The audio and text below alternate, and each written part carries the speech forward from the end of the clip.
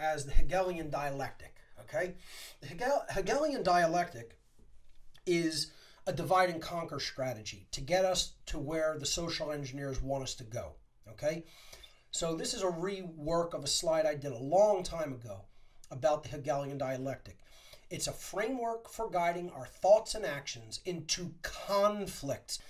The Hegelian dialectic is the framework for guiding our thoughts and actions into conflicts that lead to a predetermined solution. So there has to be conflict for this to work, okay?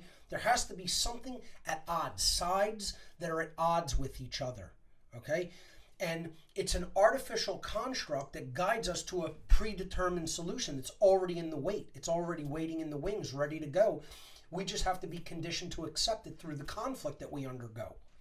So this is accomplished by manipulating consciousness into a circular pattern of thought and action, which never leads to a true solution.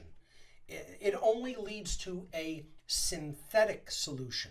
It leads to a pre-set up false solution that the social engineers are handing to us that is never really going to provide the true solution that we seek.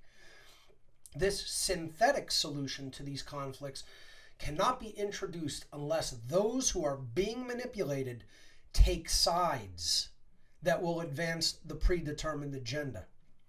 So again, there has to be conflict, and there has to be people willing to take sides on both sides of the conflict. But what I also warn, and again, this psychological framework was described by the philosopher George Hegel. It isn't to say that this particular individual was evil, but the way that people have applied this psychological framework called the Hegelian dialectic certainly can be used for evil intent, okay, and evil outcome. So we have to understand that there always has to be a conflict. There always has to be a false choice given in which you're not going to get to the true solution by taking either choice. And they need people to take sides and fight and argue and divide and conquer. Be divided so that they can be conquered, so that the predetermined agenda can be ushered in. That's the Hegelian dialectic. So we're going to look at all different examples of how these dialectics are at work in the so-called freedom movement and throughout society. But particularly, even in the freedom community, freedom movement, whatever you want to call it, these polarization dialectics, as I like to call them, or mind control dialectics, are very much at work. So of course you have the political divide, and you have people who say that they want freedom, still believing in politics. We're not just talking about the anarchy community. A lot of this applies to the anarchy community, but you have anarchists that say that they like Trump. You have anarchists that say that they like Bernie Sanders. I've heard them myself. Okay?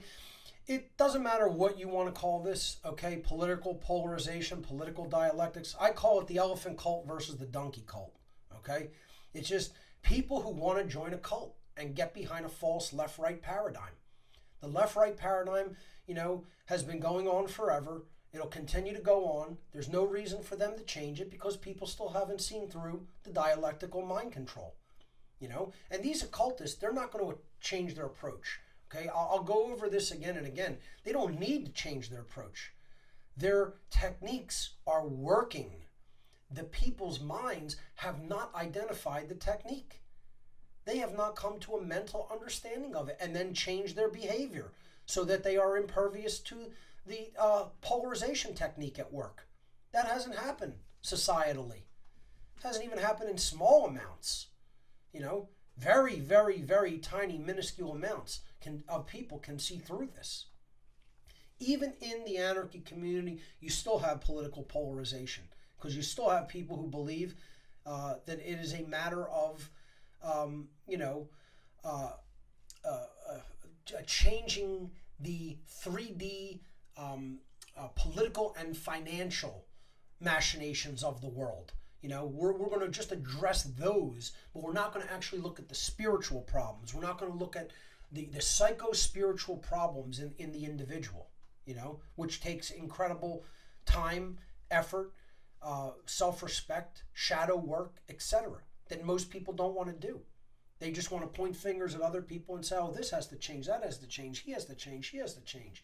They don't want to do this. They're real quick to do this, but the last thing they want to do is this. Okay? They don't want to point the finger at themselves and do the really hard internal work. Because the problems aren't political or financial, they're spiritual.